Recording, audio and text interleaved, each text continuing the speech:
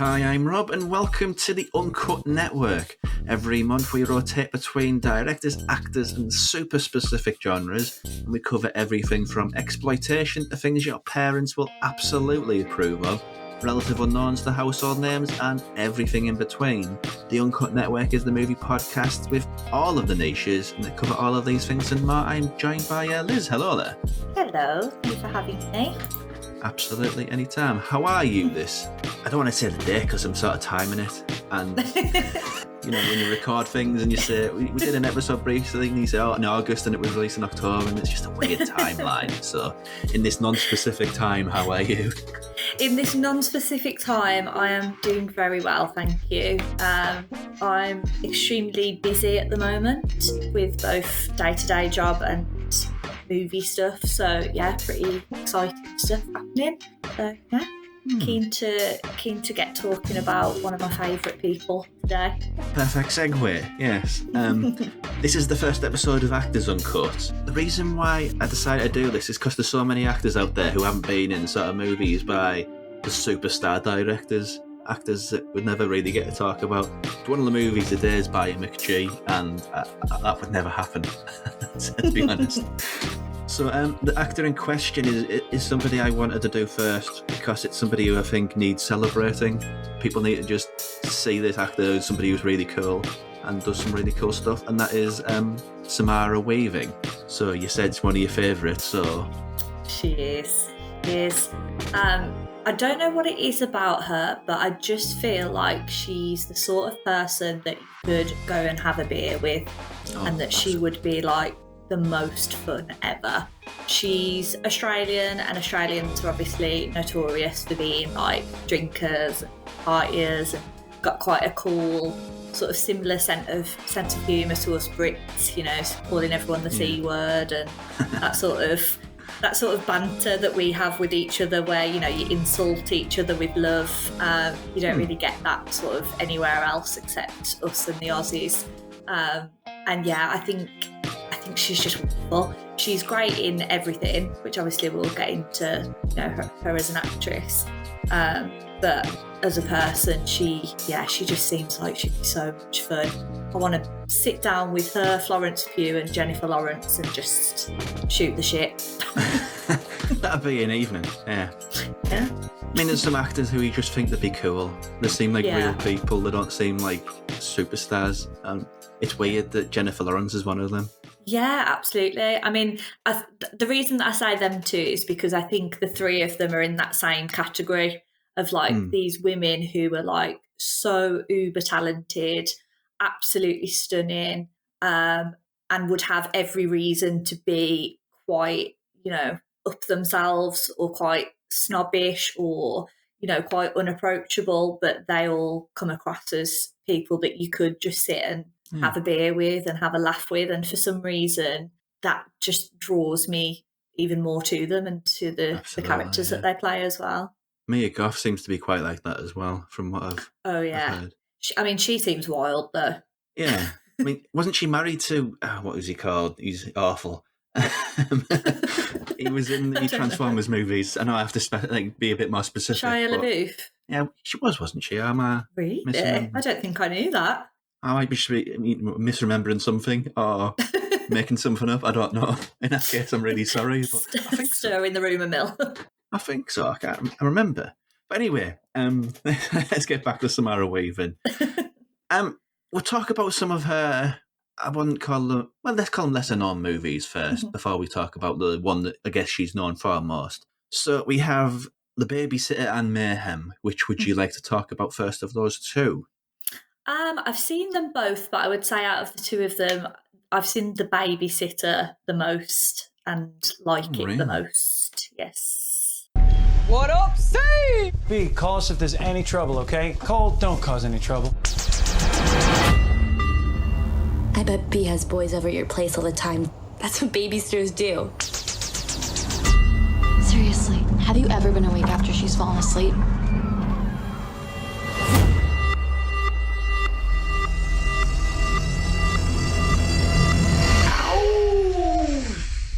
I love her.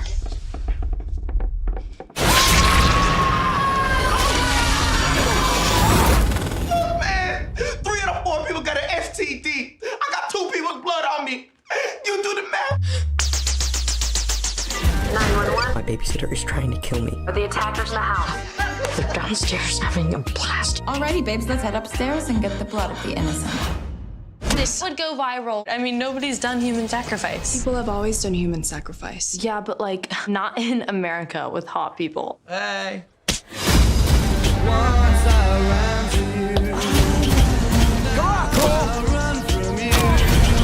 Hi, Cole. Not weird, we're just having fun. Things get messy when you make a deal with the devil.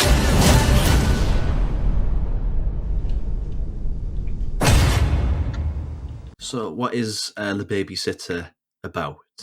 I know that's kind of really weird with a title like that, isn't it? Yeah, so it's Judah Lewis and Samara Weaving. Judah Lewis is, I think, like early teens, maybe like 13, 14, something like that.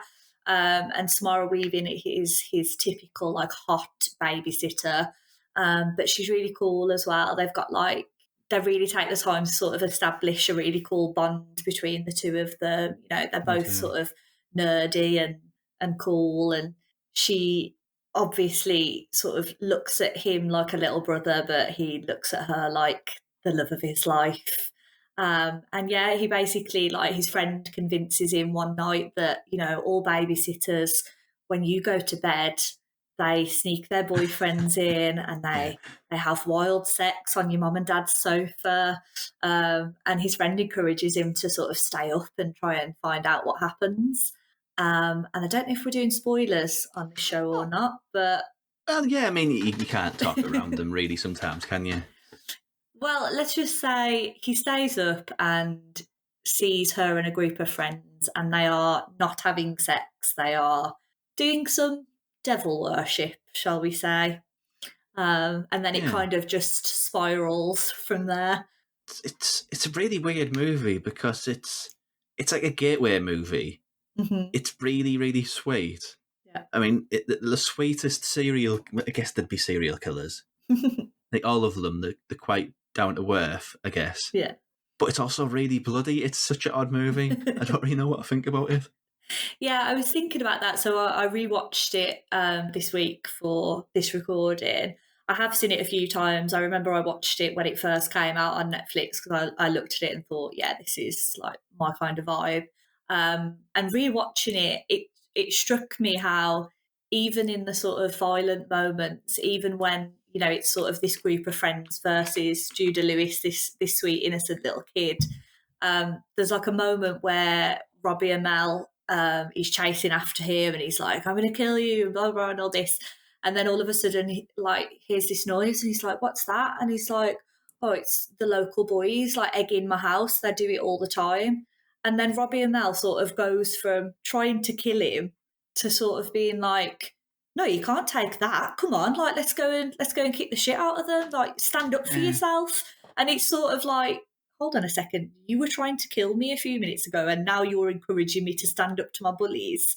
It's got that really weird sort of like, it's almost like they're doing it because they have to, but they also want him to fight back. They want him to sort of well, he does. I mean, he says he wants to fight, he wants to kill because he thinks it'd be fun. He just wants to kill. Yeah. Why they're doing what they're doing is sort of a wish that their greatest wish can come true. Yeah, it's all about them just trying to, basically for their own personal gain, isn't it? And they've got to sacrifice innocent Judah Lewis, but yeah, he's the super innocent that has like super potent blood if you sacrifice him, I guess. But it's nice. It's a nice movie. Sweet. Yeah, it is. It's got like a few nice sort of sweet moments there with him and the neighbour and with him and Samara. It's like a nice coming of age movie. I mean, I've mentioned this on so many episodes of so many podcasts, but this idea of the gateway horror movie. Mm-hmm. As a kid of the 90s who grew up almost eternally on stuff that was recycled from the 80s, there was just so much stuff where, I mean, I was a big Erie, Indiana kid. Like these shows and movies where it's horror, but it's also for young kids. Mm-hmm. And this is perfect. I mean, as far as examples of this era, they try to do it with Don't Be Afraid. Was it Don't Be Afraid of the Dark? Don't Be Afraid of the Dark has gone back a bit further, but like Scary Stories to Tell in the Dark, I remember that title correctly. And it was just a bit too much for that sort of gateway. And there's just this little weird thing by somebody who has absolutely no horror cred. Like McG is the most studio of studio directors. He's done like Terminator sequels and all this sort of stuff, but in his filmography, he's got this really sweet gateway horror movie that'll get really young kids into horror, and I think that's really cool. Yeah, definitely. Like, I could definitely see, like people our age and up sort of showing it to maybe their kids to sort of get them into it a bit more. It is kind of like a slasher for teenagers. But I think it does have that bit of like 80s vibe to it. The sort of like the music and the style and stuff. It has that, so it appeals to us as well. It doesn't feel too sort of, CW teen program. It's it's good enough to stand on its own as a good sort of horror. I guess it's a horror comedy, isn't it? Weirdly, me dad's discovered CW shows, and I don't really know what I think anymore. Oh God, pull him away. Fair enough. Yeah, it's a fun movie. I don't get its hate. Some people really dislike this. I've seen loads of half-star reviews on Letterboxd, but I think that's just some people just don't like things. They have to be the contrarian. That really surprises me. Actually, I don't really see, unless obviously everyone's entitled to their own opinion. Oh, of course. Just say that before I get ripped to shreds, but I think unless you're really anti-horror comedy, which I know a lot of people are, I just don't really think there's much to not like. Like, all the characters are quite funny, quite endearing. Like, the style of it's like really well shot, really well made. It's got, the plot's fairly simple, but it's got more of a plot than a lot of slashers that I've seen over the last few years. I think it's just fun. Yeah, and there was another movie Really like fun. I can't remember what it was called. What was it called? The whole point of the movie was it's based around the paint can gag in Home Alone from a good while back, which is effectively the same sort of movie. So there's like examples of this sort of young teenagers versus satanic older teenagers. It's just a really, really bad. I can't remember what it was called, but yeah, this is just a lovely movie. The only thing that I think that I would say it's similar to is, have you seen the Christmas film Better Watch Out? I think that's what I was thinking about, yeah. Okay. So that's sort of like, it's kind of similar, but it's a bit of a twist. It's a bit of a darker version of that, which I did actually really, really enjoy. But yeah, they are kind of similar premise. That's just a bit more, it's just got a bit of a twist on who's the bad guy and who's the good guy.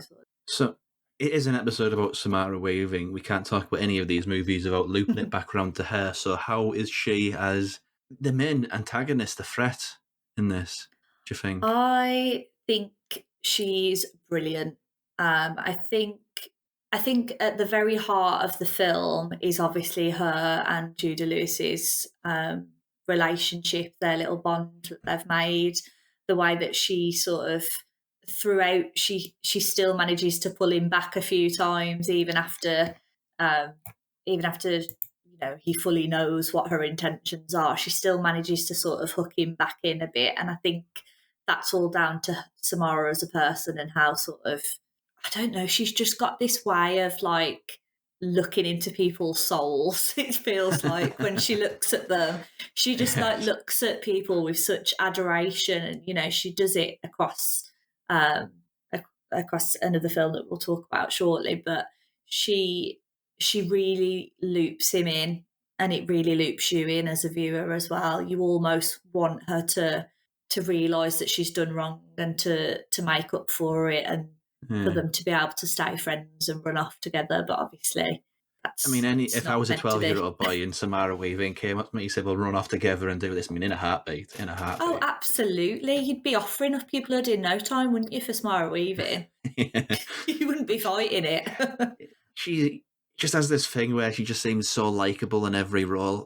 She's the stuff she does. She shoots a character. I won't spoil it if people haven't seen it. She says, "Oh, that was graphic." So even when she's being like a sociopath, she's still, quite quite likeable with it, which is very hard.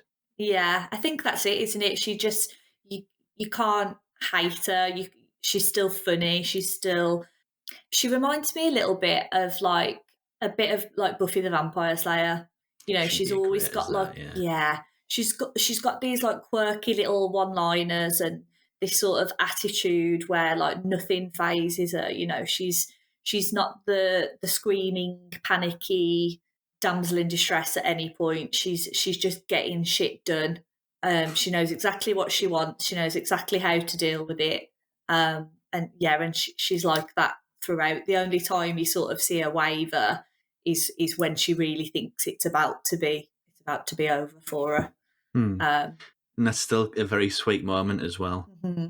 In any other movie, you'd be hoping, is this character dead? Is this character dead? But yeah, in this movie, it's just the ability that she has as an actor to just be so easy to empathise with.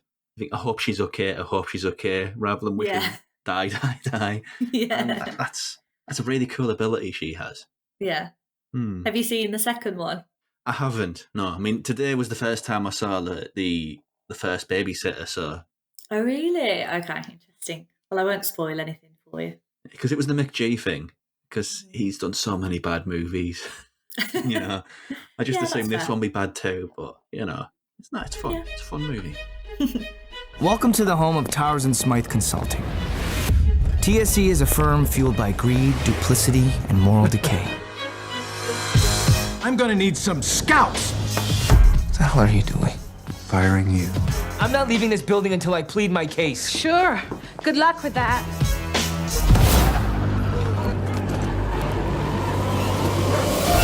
What the hell is going on? Say hello to the ID7 virus.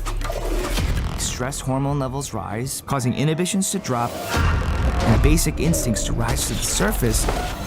All traces of the virus should be eliminated in approximately 8 hours. What are we supposed to do for the next 8 hours? Try to remain calm.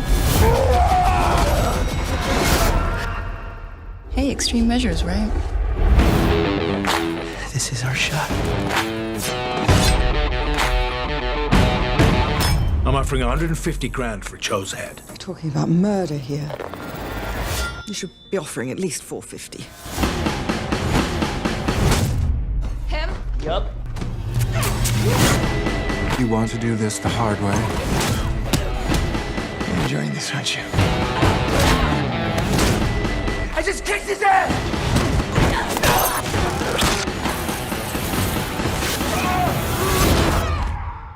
Leading up to that is a Shudder original, one of the early Shudder originals, I think, directed by, if I always forget the Lynch, it's Joe Lynch, isn't it? Yes. Yeah. Who did, you'll have to correct me, he did a movie at Fright Fest this year, didn't he? Yes, he did indeed. And ironically, it was starring Judah Lewis from The Babysitter. Oh, really? Yeah. So anyone who has watched Suitable Flesh will know that it's a very different experience watching him as an adult in it. It's a very horny film, shall we say. Well, I know that some of the Ghouls gang were on here talking to you about it and they expressed their joy for it. They did, yeah. They didn't tell me anything. I have no idea what it's about. I just know that it's very horny. That's all. No, and it's obviously it's not released yet anywhere over here, so I would never want to spoil it. But you can see from the trailer alone that it's a horny film. But yeah, I just thought it was quite ironic that we ended up talking about Joe Lynch when it's sort of Judah Lewis as a little sweet innocent kid in that one versus what he is in the opposite. Let's just say, yeah. But that movie, I'm not sure it was his last one. I can't remember him doing anything in between these two, but 2017's Mayhem, which is a pretty simple and straightforward movie too. There's this disease, this outbreak, which is weirdly prescient at 2017, which it's an infection that it drops people's inhibitions basically in any little transgressive thought they'll act on it. And it happens in the worst building in America, basically, full of lawyers, scumbag lawyers, just the worst. Stephen Yeun is the lead character. He's great, by the way. He's conflicted. He wants to progress, but he's got issues about how it's going, and he's missing his sister and all of these sorts of things. Yeah. And then things get complicated in the legal world. Samara Weaving is there, not wanting to be thrown out of a house. And then the disease comes in and things kind of go nuts. Yes. In the simplest sense of the word. It is a movie about mayhem. So what's your feelings on Mayhem? So this was another one that I watched, I think, pretty soon after it dropped on Shudder. Mainly, again, because of Stephen and because of Samara. Definitely sort of they were the draw for it. Because I think it's kind of similar to... I can't remember the name of it now. There's a film with Michael Rooker, and I think Dr. Cox from Scrubs, and I can never remember his real name. But there's another film that's very... People are going to kill me for that because he's a massively famous actor. Sorry, everyone. There's a film that's kind of similar to this where it's like an office block and they're sort of told, if you don't kill the person next to you, we're going to kill everybody. And that sort of breaks out in a bunch of violence. I mean, it wasn't anything to shout home about. But yeah, it kind of gave me that kind of vibe. I didn't love it. I didn't hate it. I thought it was entertaining enough at the time. Rewatching it this week, I found it a little slow. Really? Okay. Yeah, not so much in terms of violence, because obviously the violence kicks off, goes quite full pelt. But yeah, I think Samara's really cool in it, and I was rooting for her because she's badass and, she does all these badass things and she looks incredible, walking around in her heels with her nail gun and, just fucking people up. But I found both her and Stephen, quite unlikable. And therefore it sort of made it hard for me to root for anyone because I think everyone in it was really unlikable. It is an issue with the concept, really, isn't it? Mm-hmm. How? And then I also thought, have you seen The Sadness? I think you have. I haven't, no, because it's one of those movies where, when you think, people say, it's really messed up, and then your brain sort of fills in the gaps, and then your brain sort of scares yourself. And I heard that that's exactly what that movie is. It's like your worst imagination. It all comes true. Yeah, so, you probably have a few ghouls on here that would argue with me because they're quite into the extreme side of things. I sort of err on the side of caution a bit more.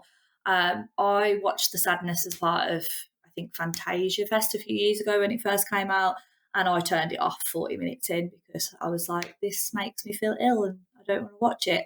But the reason that I bring it up is because, to me, The Sadness feels like Mayhem, but just turned up 10 notches. Oh, yeah, one like that. Yeah. So at the beginning where you see this sort of montage where they're talking about how the disease works and makes you lose your inhibition, and you see people fighting, people killing, people having sex on their office desk and not caring and things like that. The Sadness is kind of that, but times a million and a lot more nasty and horrible. And some people are into that and that's absolutely fine. But I think because I've watched that, I'm being a hypocrite here because I didn't like The Sadness because it was too extreme, but then it made Mayhem feel not extreme enough. I get what you mean. It's like when you've seen this turned up to 11. Safe. Yeah. When you see it at 5, it's like, is that all you've got, really? Yeah, and I don't know if that's really a fair way to judge it because obviously Mayhem came first. Yeah. So it's a bit unfair to judge it on against a film that came out afterwards. But I just think, I don't know. I think Samara's great in it, and I think Stephen's great in it, and I think it's good fun for just an easy watch. But I'm not really sure if it had anything to say. Yes, no, maybe. I think it's just American sort of getting ahead culture. Mm-hmm. There's a lot of that sort of. You've got to work extra hours. You've got to look for the good of the company. You've got to somebody's got to fall on the sword so we can continue to be this horrible, crass company. It's sort of, what was the term? It's not Reaganomics, because I don't really know what that is. I wasn't around in the 80s, but the sort of greed is good sort of mentality. It feels like it's talking about that a little bit, but I do get what you mean. I think for me, an awful lot of the heavy lifting of this movie is from Stephen and Samara, because I just watch them in anything. I think they're both great. Yeah, and I guess maybe you make a good point there. Maybe like casting an Asian man and a woman as the two main characters. You know, it's two minorities who, in reality, do have to fight extra hard to get further. Maybe that was sort of what it was trying to say, but I just don't know if that message quite came through, because I think they were already like sort of. I don't think they took the time to establish you liking them or feeling anything for them. Yeah. Then when they turned nasty, it was just kind of like, There's not. I mean, it seems that at the beginning, the character to empathise with would be Samara, because she's coming there. A house has basically been taken off her by legal incompetence. So that's the character that you really want to sort of relate to and get used to and be in her world and be in her head. So if the movie was sort of using her as the focal character rather than Stephen, who's way too deep into this legal company, and it's just awful. Like so many people stabbing each other's backs and subterfuge, and it's just an awful company to work for. It just, the turnover rate of employees they must have there. yeah. But, and that's the thing, isn't it? Like one of the main sort of his main opponent as well.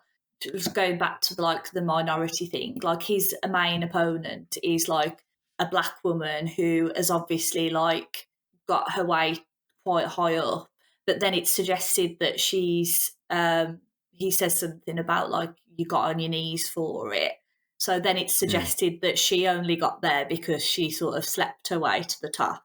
So then again, it's kind of like I don't know, it's just maybe I'm looking way too deep into it, and it's just meant to be like a fun romp. But I think choosing those actors, it does sort of make you think, well, were you trying to say something there? Because I don't know if it quite came across. Is he making a comment about it, or is it just a thing a character says in the heat of the moment? There's no real way to tell which way it lands. And also the big bad of the movie is kind of just a bit of a stereotype, really, sort of a coke-fiend business owner.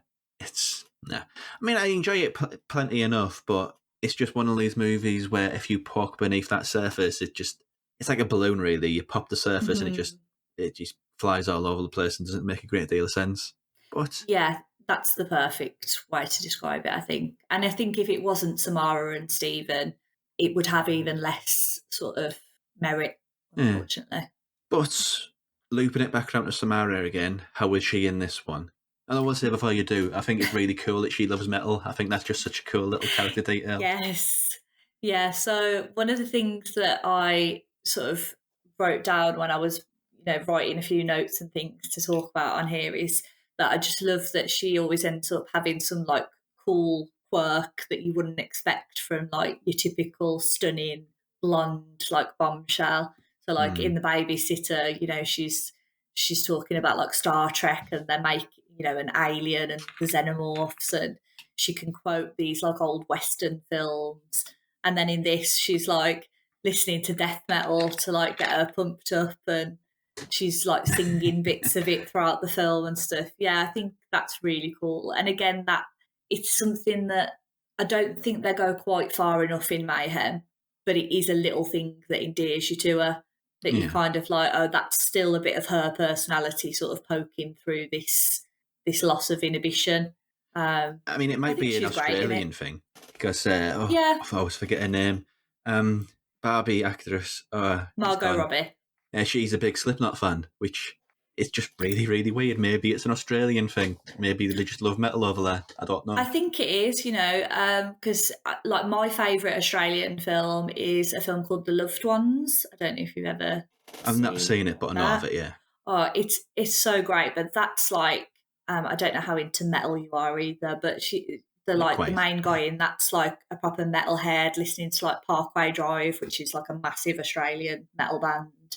I think it is quite a big culture thing over there. So it's cool for, because she's always playing Americans as well, Samara. She's always having to play Americans. I don't think I heard her actual normal accent. Have you seen the new Scream? I have. She's got her own accent in Scream. I think I'll need to rewatch that. I need to give it a second chance anyway, because it was kind of a bit weird with that one, I think. Yeah. She's wonderful in it, though. It's the best part of it, her sequence. Yeah. No, I'm sorry, but you're all wrong. Why are you doing this? You're just simply wrong. What are you talking about? Who are you? Margot. My name is Margot. I've served many Margos. You're not a Margot. No. What the fuck does it matter? It matters because this menu, this guest list, this entire evening has been painstakingly planned, and you are not a part of that plan. And it's spoiling everything. In order to proceed, I have to know where to seat you. With us or with them. It's very important. And then you'll let me live? That you live? No. Of course not. Can't you see that? And that'd ruin the menu. We're all gonna die tonight. Isn't that right? Yes, sir! So, the question is, do you want to die with those who give or with those who take? But I die either way. It's arbitrary. It's not arbitrary. Nothing in this kitchen is arbitrary. Please pick. These decisions are important. And, our menu is strictly timed. In 15 minutes, I'll take a break between courses, and that is how long you have to decide. It's our side or theirs. And coming up on a future episode of the Uncut Network, we're going to pick who we're talking about for an Actors episode. And going from who's on it rather than random, because random is very, very unfair. We're theming it this month. So this episode, it is Anya Taylor-Joy. Following last week's Samara Weaving. So, interesting double bill of episodes. So Anya Taylor-Joy, what are our feelings on? Still very young, but she's amassing quite a filmography even. I was going to say, yeah, still very young, but it feels like you can say, oh, that's an Anya Taylor-Joy kind of movie, or that's an Anya Taylor-Joy kind of role, in a way that you can't with even a lot of more established actors. Yeah. I mean, what, mid-20s she's now?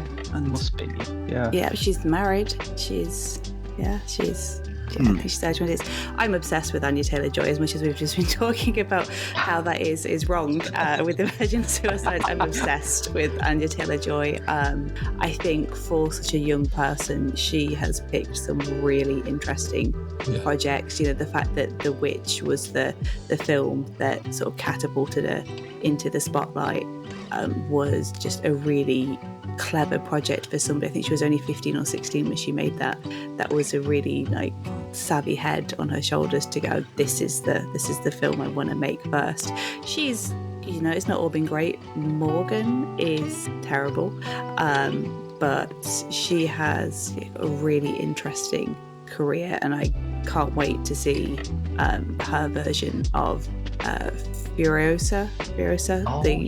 She's obviously playing the younger version of Charlize Theron's character from Mad Max Fury Road. So yeah, I'm casting for that. Yeah, I think so. Apart from talking about the Coppola family, I also talk about Willem Dafoe as well on another podcast, and I feel like Anya Taylor-Joy has got her foot in the door in the fact that she's got a director to kind of that is she will be the go-to person for that director in Robert Eggers, in the way that Willem Dafoe is the same for Robert Eggers, it seems. Any part that he's got him, he'll give him.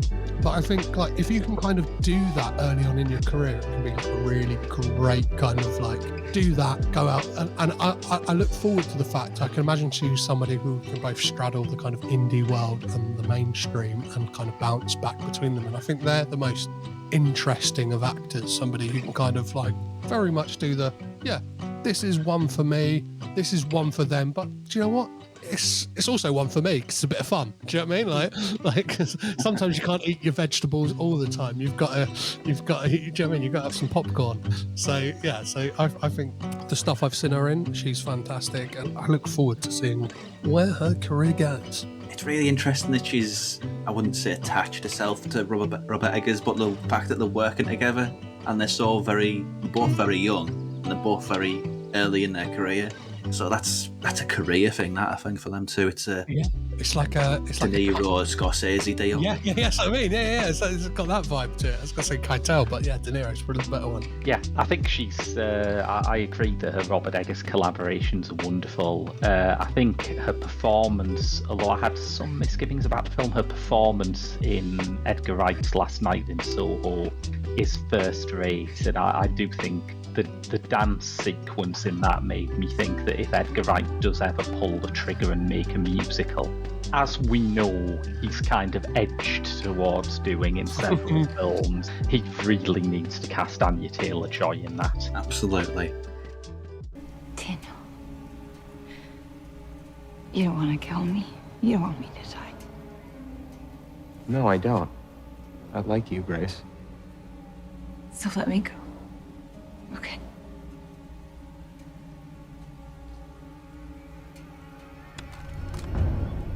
I'm weak. You're a good guy. You're a really, really, really good guy. And Alex loves you. And you love him. He's not gonna forgive you if you do this. Maybe not, but at least he'll be alive. I can't let my entire family die because of you. It's insane.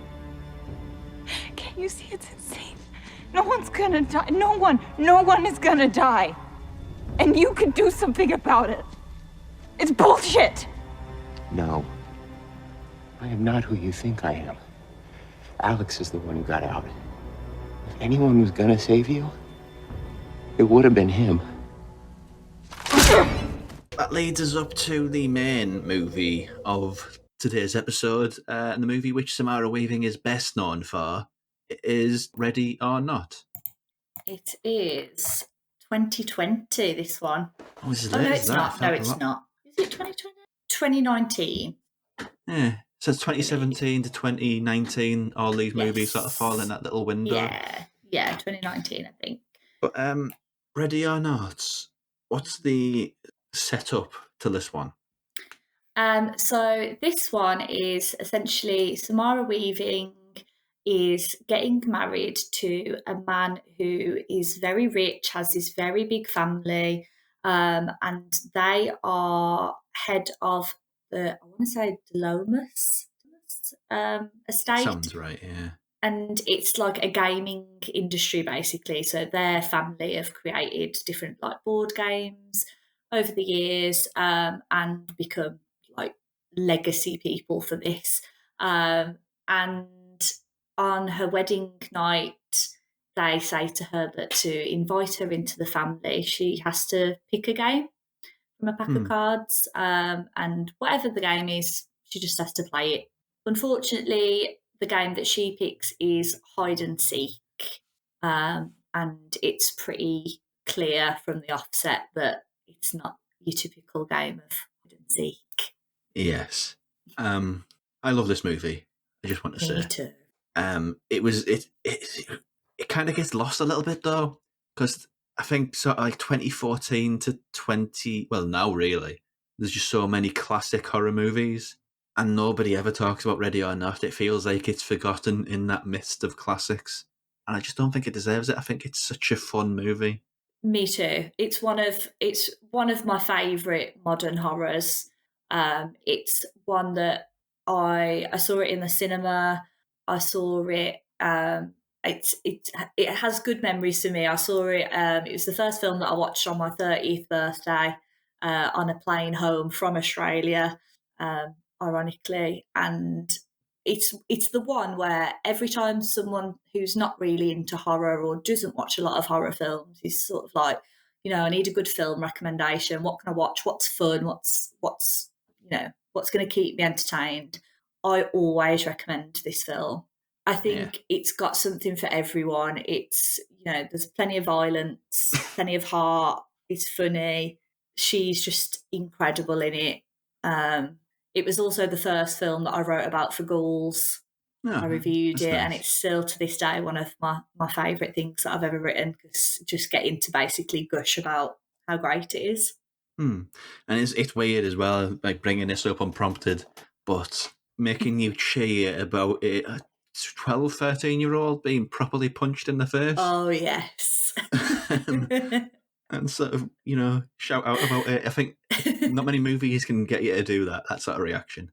No, that's true. I can remember that part quite vividly, watching it in the cinema and being like, yes, well done. He deserves it, though. He's vile. The children in this are horrible. Oh, yeah, they are horrible. Yeah, but it's a weird movie, because I guess you call it a slasher, but she doesn't really. I mean, it's who's the slasher, isn't it? Because there's a movie kind of. I mean, I guess Your Next is kind of like this, and there's like a clear person who's like stalking and killing, but in this, everything's an accident. It's just so clumsy. And I think it's so endearing because of that. I mean, she doesn't go out and become this. She has an image in this movie which is like, that's a badass, that is, because she's got the sort of elephant rifle bullets across the chest and the huge gun. Yeah. But most of the killings are totally horrible mistakes, honestly. Yeah, I think that's because one of my pet hates really with Final Girls is that you portray this girl most of the time at the beginning, this like sweet, innocent girl, or like just a normal person living their normal life. And then all of a sudden they're put under this pressure, and all of a sudden they know how to use a gun. They know how to fight.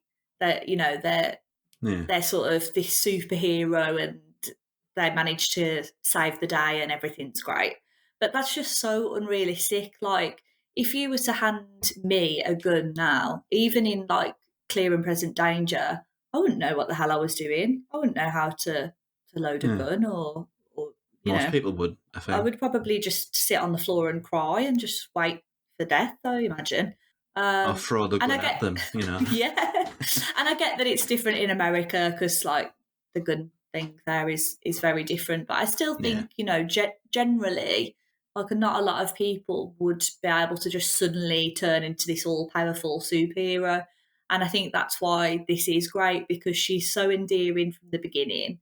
She's so vulnerable. You can see, when she's talking to the family, that she really, really wants them to like her, and that it sort of gives the impression that she's got no one else and she's got nothing else, and this is the family that she's been looking for. So then it sort of hurts extra when she's betrayed and has to sort of fight back against them. Yeah. I think a character is actually an orphan as well, and she said she just wants to belong to her family. Yeah. So it sort of has thematic resonance, I think, that one family that she chose has this horrible practice that they've been. It's essentially said that they sold the souls to the devil, and they've got to do this to satisfy. Is it Mr. Bale? DeBale or something like that? Yes, yeah. Yeah, it's wild. I think it's fun as well, because all the way through you don't know for sure whether that's a real thing, or whether whether it's just an old legacy sort of story that they've told each other, like a superstition almost. So all the way through you're sort of thinking they're doing all this to her, and they probably don't really need to. Yeah, absolutely. It's also kind of a fun sort of play on the whole idea of you marrying into a new family, and the in-laws and the relatives that you're going to inherit are all kind of a bit weird. Yeah, definitely. And it's playing that up. Yeah. It is, but I think her fiancé is probably one of my most hated characters in any film ever. That's a big crown he's wearing. I hate him. There's that moment, like when she first realises what's happening, and he has to he explains it to her, and she sort of says to him, like, why wouldn't you tell me? Why would you do this? Like, why would you bring me here? And he's just like, well, you wanted to get married. Yeah, he's turning it on her again. And it's like, what? Like, obviously, yeah, I'm sure she did want to get married, but if you'd have explained to her that if we get married, you're going to have to play a life or death game of hide or seek, we would have made a different decision and stuff. And she was like, you should have told me. And he was like, yeah, but then you would have left me.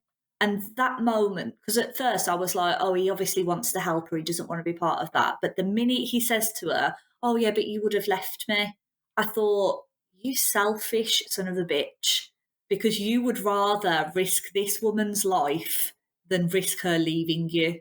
And that to me it just shows to me that he's not in love with her, because when you're in love with someone, surely you would rather them be alive and happy, even if that meant you being left behind.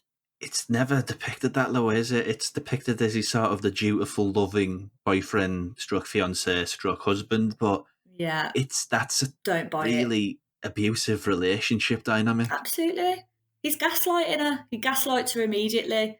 If I would have told you, if you'd have told me, if I'd have told you, you'd have left me.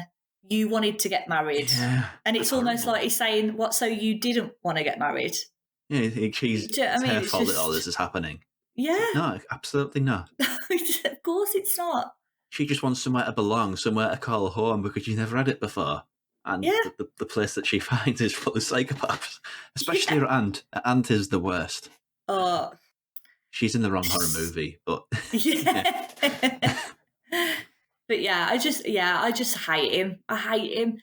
I think especially like at the sort of the end where, I mean, we are getting into spoiler territory now, so if you're listening and you haven't watched it, please turn it off, because the ending is the best, and then come back to us. Yes. But in the end where like she doesn't even, like his brother ends up dead, she doesn't kill him. I think something else, I can't remember exactly what happens. But it's a stray gunshot, Yeah. I'll kick and it off. The brother who has been trying to help her, he ends up dead. And again, he just automatically assumes that she's done it. But not only does he just assume that she's done it, he's pissed off with her for doing it, even though his entire family is hunting her down with guns. In that moment when he thinks that she's killed his brother, he turns on her again. And it's like, well, what did you expect her to do? You were trying to help her at the beginning. Did you think that she was going to run away and forgive them and you'd all be a happy family? There's only one way to get out, and that was fighting back. Yeah. And sorry, I'm very passionate about my hatred for this man. Well, no, it's fine. Absolutely. I mean, I've had episodes where I've, like, all sorts of stuff's being blamed, and I'm English, so I'm sort of in the fire shot. It's called Uncut for a reason, so by all means, anywhere that it goes. But yeah, I mean, this has got one of the. I don't know how we can talk about this, but you kind of have to talk about it because the ending is great. It's such a good ending. It does pay off, and it is real, and it's just perfect, honestly. I mean, the final line of this movie might be one of my favourite final lines. Yeah. She just turns to the paramedics, I assume it is, and just says, "In-laws." Yeah. Covered in blood, smoking a cigarette. Yeah. Iconic. Yeah. Anything else I wanted to bring up? I'm not sure, really. It's just one of these movies where the fact that you brought that angle to it, I didn't really see it as that, because I was sort of blinded by the whole game of the movie. Yeah. Because it is this weird cult that they've got where you've got to sacrifice someone before dawn or the whole family dies. And the mechanics of it is essentially, most of the killing in the movie is done by really, really clumsy siblings of the husband. Yeah. I don't think Samara actually killed. No, she does. She kills her her mother-in-law. Yeah, mother-in-law, yeah. We can't even remember. It's the biggest name actor in the movie, and I can't remember her name at all. I know, neither can I. That's bad, isn't it? She's in a lot of perfume and commercials. Andie MacDowell. Yes. Which is one of her better performances. Yeah, I think she's great in it, actually. I think, if anything, I feel more for her than I do for the fiancé. because I think she sort of exhibits this mother who really has, lost her son, and she just wants him back in the family no matter what it takes. But she also realises that this game is something that she has to do to keep the rest of her family safe. So I kind of empathise with her a bit more than I do any of the others. She sort of she handles it very matter of fact. She doesn't take any sort of joy in doing it, like the two girls, the sister-in-laws. Yeah, the most psychotic are the ones that who seem to come from very little. Yeah. Like, I don't know. I think it's Fitch is the name of the character because he says it so much. It's sort of burned into your head. His husband, his wife, get me words out, seems to be the most eager to kill. Yeah. And there's some funny moments there where there's like this eagerness to kill. There's a bit where Samara Weaving character's sort of running across. She's got out of the house and she's running across the grounds. Says, "I've got you now, bitch," she says. "I'm going to shoot you." And she's completely incompetent and just shoots into a tree and gets a bird. Yeah. And when she takes a load of coke and tries to handle a crossbow. Just all of the help gets killed. She's brilliant. Brilliant. But I think the other, so Daniel, his brother, his partner, I think is really interesting, the wife, because she's married into the family. Yeah. And he says at one point something like, you didn't even blink twice when we told you this was what you'd have to do. And she says something about, she says something like, where I came from and I'll die before I go back to that life. And that sort of implies as well that she's obviously not had an easy time of her life and that she's married into this for this sort of family and this security. Yeah. And again, even though she's quite a bitchy character and doesn't really have much sympathy for Samara's character, it does for a minute make me think, oh, well, what have you escaped? Why are you so willing to sacrifice others to keep your own sort of riches and family and everything? It's one of the things I really like about this, because there's some movies where when the big credits roll, when a movie starts and the movie ends, the movie exists within that. There's nothing else. There's no sort of shades. There's everything you see is everything you get. Yeah. And movies where it feels like there's a world beyond the movie, where there's character histories beyond what we see on screen. Yeah. I think it's just such a thing I think a lot more writers could stand to do. I'm not being sort of all movies are awful because they don't do this thing that I say they should do. I'm not being like that. It's just no. When you see something that like that where there's a world beyond the movie, I think it makes every movie that does that far better by just being that sort of open about its world building. Yeah, absolutely. I mean, it's a credit to the writers when you can give someone an idea of what a person's whole life might have been like previous to the film with just like a couple of lines. Because it's that for me is personally, it's one of the things that every time I watch it, that's the moment where it makes me stop and really think like, oh, why were you so quick to come into this and why were you like that? I don't know if that's just, being like a big movie fan or like a writer or whatever, you sort of overanalyze every little thing. But yeah, I love stuff like that. I love where it's just a couple of lines and that's all you need to do. No big grand exposition or the worst like flashbacks to a million and one scenarios that don't need to be there. Yeah. I mean, I don't want to word it like this, but I also kind of want to word it like this. Not necessarily sequels, but sort of similar riffs on similar sort of family dynamics. Because there is a point of the movie where I think they said, "Do you remember what happened to the so-and-so family?" Yeah. They said it was a fire, but it certainly wasn't a fire. Just sort of little sort of different scenarios. Yeah. Because I think there's a lot of legs. Is that the right way to word it? There's legs in this sort of idea, I think. For sure. Especially when it's written so well. There's so many of these horror movies or thriller movies where it's about the rich, satanic, and so few of them are good even. Yeah. This is one of the absolute best of this generation, without any shadow of doubt. And I just kind of like to see more of the good stuff because it's, again, I'm being a bit bitchy because I've seen the bad ones so much. But Yeah, I think we've gone through a bit of a phase, haven't we? Especially over the last couple of years of the like eat the rich kind of genre.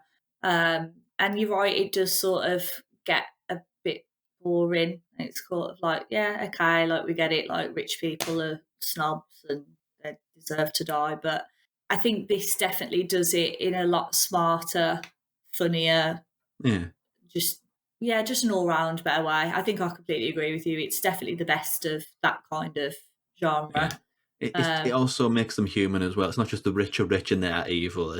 These are actual real people with real character dynamics there. It feels a little bit more fleshed out than just rich people bad. Yeah, because I think as well, like even for me, like the butler or I assume he's a butler or the chauffeur or whatever he is in the film, like he actually probably does the most damage. Like he's the one who's really sort of gunning to hurt her, to kill her. And obviously he isn't part of the family. He's probably not rich. He just lives there and works for them. So I think it doesn't necessarily say, like rich good, rich bad, poor good sort of thing. Yeah. It messes with it a little bit. And like the maid who like tries to grass her up as well and like tell them where she is, you would think that maybe someone under that, if they're that evil, this rich family, the people working for them might be a bit more sympathetic towards her, but they're not. They're just like, she's here and... So they might be all right to work for. I don't know. Yeah. They might not be the worst in the world. So that's a new one, I think, sends this movie in such good stead. Mm-hmm. So many do it badly. Yeah, definitely. But this is an episode about Samara Weaving, so we have to sort of look back around to talk about her role in this and her performance. So what are your feelings on her in Ready or Not? I just love her. She just, I think she really, that whole sort of, because it gets into the game pretty quickly, doesn't it? That's what I like about this film. It's fast-paced. It doesn't take too long to get set up with anything, but it gives you enough, like we've just discussed. But even in those like first couple of scenes, she's already in the wedding dress. It's already the wedding day, and she's sneaking a cigarette, and and has these little intimate conversations with her fiance and with her mother-in-law, and just saying about how much she really wants. How she's nervous and she wants them to like her, and I just think you're endeared to her straight away. Like you really want her to have what she's looking for. You can tell that she's quite vulnerable, maybe a little bit guarded, but just because you kind of get the impression that she's not been able to be that vulnerable previously, or again, maybe I'm just reading too much into it, but that's how it comes across to me. And yeah, I think I like that she stays that way all the way through, even when she's fighting back, she gets a few quippy lines in sort of towards the end, but she mostly is just fighting to survive, just trying to sort of get away and do what she can. She's quite resourceful, but she's still exhibiting like real human behaviours, like crying and being quite panicky and sort of not really knowing what to do or where to go. I think, I just think she's brilliant. And then I think by the end of it, it's just iconic, isn't it? That look, the wedding dress, the chucks, the gun, the blood everywhere. Little character moments are great as well, where at the beginning where she said, if you go down there and go left, you'll get to the kitchen. And, you've just seen someone have the jaw blown off with some ancient pistol. She panics and she goes the wrong way. And it's just little bits like that. And the way she reacts to these situations, it's just so much more human, I think. Yeah, definitely. Like, we want humans in these situations. That's what makes them interesting, and that's what makes you root for them. Because if you're given someone who is like a mega superhero, you can't really relate to that. No. But you can relate to sort of, being betrayed by the person that you love, and maybe not in the hide and seek sort of way, but you can sort of relate to realising that everything that you thought was true is a lie. Favourite bit of her character here is when the Australian in her sneaks out, sort of briefly. Because there's a bit when she does escape and there's a car that drives by and he doesn't stop. It seems like some brash boy racer type. And the swear words that come out of her mouth, like, there we go, there's the Australian. Yeah. I hope that bit was improvised. I really do. Yeah, it wouldn't surprise me. She seems so natural, doesn't she? I think so. It wouldn't surprise me if a lot of it's sort of improvised. This is an interesting question because we've talked about the movies, so just in a sort of general sense of her and her career. If it was a more prominent actor with a huge amount of work behind them, I could say, what if they're retired today? Have they left behind a good body of work? But I can't really say that because, as I mentioned at the top of the show, this is an actor who's never really had her fair shake. So I guess rewording and rejangling the question a little bit, what would you like to see more of her do? What sort of roles would you like to see from her? Because she's not got a huge body of work as it is. She hasn't, but I like to think, obviously I don't know her personally, I don't know how she came to get to these roles, whether they were brought to her or whether she looked for them or anything, but I like to think that she chooses her work quite carefully and that she goes for things that's a bit more cult and a bit more interesting. As a horror fan, I would like her to stick to doing films like this. I would like to see more of her in roles where she pushes the boundaries a bit more of, your typical final girl. But I also, obviously, it would be great to see her in some big mainstream movies and for her career to take off, because I think she gets compared to Margot Robbie quite a lot in looks and because she's Australian. But I think it's very unfair as well, because I'm going to get ripped to shreds probably for this, but I'm not a massive Margot Robbie fan, and I don't think that's because she's a bad actress or anything like that.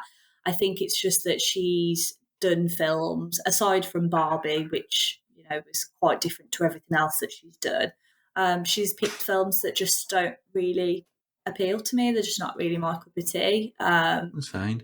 Whereas I think Samara, she does projects that are more like suited to my personal taste. So if it was a choice between seeing her latest film or Margot's, I would probably always choose Samara. Yeah, I mean, she's related to.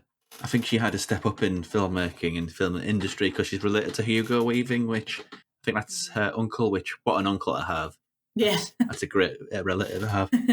But yeah, much the same. I mean, I'd hate to think that the reason why she's in so little is because nobody will cast her. Because this is an actor who's very young, super charismatic and likable in everything that she does, and people will come to see movies that she stars in. I mean, I certainly would. If there's something new that she's in, I'll be there, absolutely, because she's great. Yeah. So it's kind of hard to say. I mean, maybe she's one of these. Just to preface that, there's a lot of actors who they seem to be like these cycles of in everything, absolutely everything, and you just kind of get sick of the sight of them. I can't think of any off the top of my head, really. No, I can't think of any. But you know the sort of people I'm talking about. Yeah, probably best not to say in case you upset someone. Oh, yeah, of course. But I'd like to think that she only does what she wants to do. She doesn't want to be this budding actor who'll be in anything. She just wants to do what she thinks is fun. Yeah, I think that's what I was sort of getting at, that like I like to think that she chose these roles because she looked at them and thought that's something that's going to be really fun to play. That's, it might not be a film that's going to get me an Oscar or anything like that, but this is films that are like I'm going to really enjoy doing. I mean, I think she has like branched out into bigger films. I know like she was in the Bill and Ted film. Obviously she was in the new Scream. Yeah. And I'm sure she was in a film, or maybe it was a series with, I feel like her and Margot Robbie have starred in something together at some point. But yeah, it doesn't feel like she's quite had the push yet to push her really into that sort of big spotlight. But then I do think it's hard for me to comment on stuff like that because I'm so consumed in the like horror and genre film sort of world, and so out of the big Hollywood Oscar winning sort of films. That's just because that's just not really the sort of thing that I pay much attention to. So in my world, Samara Weaving is big. Like she's one of the bigger names. Yeah, I mean, I'd hate I don't see her being one of these actors that would want to be in a Marvel property if they came knocking. She doesn't seem on that side. Not. She feels a little bit like the character she plays. She feels a little bit punky, a little bit outsider, a little bit devil may care. And well, I like to think so anyway. She might just be a really good actor and completely convince me that she's something that she's not. I don't know, but she gives you that vibe, really, doesn't she? She's like the character she plays.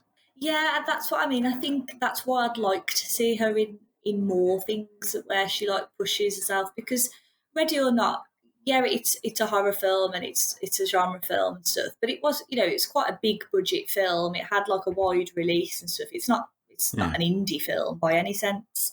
Obviously like big cast and lots of work and stuff behind it. I would love to see her do more like the Mia Goth kind of things, more like the culty, weirder side of horror films and thrillers and things. I'd like her to give a performance that really pushes her. I guess like Florence Pugh in Midsommar. Florence Pugh had been working for years, done tons of films, tons of quite big films, that had wide release, big budget and things like that. But Midsommar was like that big cult boom of a film that projected her, and now she's everywhere. Pick and choose her roles, Yeah. Oh, and she still chooses, she's done a mix. She's in Marvel and she's done Little Women and the big sort of Oscar winners, like Oppenheimer. But she also does, do these little indie films like A Good Person and other little things because she's got that wide range. And I think that Samara Weaving has that too. I think that's a nice way to end, really. She's got lots of potential and we can't wait to see where it manifests and who it manifests with, really. The only thing that we haven't mentioned, just very quickly before we finish, is that she's got like the most iconic scream ever. Yeah. Have it's consistent throughout all the movies. Seen the clip of her, I think it's on like Jimmy Fallon or something in America, and they make her do her scream and everyone's mortified. It's so good. Just like this really distinct, like husky scream, and it'd be remiss not to mention. It's very good, indeed. So I think that wraps us up for the episode. Where can we find you online, Liz? Your stuff, your work. You can find me at kill_Lizt, LIZT, on pretty much everything. Twitter, X, whatever it is, Instagram, TikTok, kind of. And all the others. I will also follow Ghouls Magazine. I'm a senior contributor over there, so that's where anything I write will mostly be. Yeah, that's it. Excellent. And you can find myself online, Uncut Robcast, across all social media. If you like this show, please do share it with your friends, rate and review it and all that. But if you really like it, we have a Patreon spin-off. One of my bugbears is so many Patreons are so very, very expensive. Ours is only £2 a month, and we have a sub-brand to this podcast, I should say, called Uncut from the Video Aisle. And at the time of speaking, we are in the midst of a rec watch-along. So if you're a fan of Spanish horror, please do. It's only £2 a month, it's not a lot. Check that out. But until next time, when we were looking at the work of Anya Taylor-Joy, two very young, upcoming actresses, this has been Directors Uncut. No, it's not. Uncut. I'm getting used to the name. That's how you can tell it's new. It's the Uncut Network. And thank you for listening to it, and we'll see you in the next one.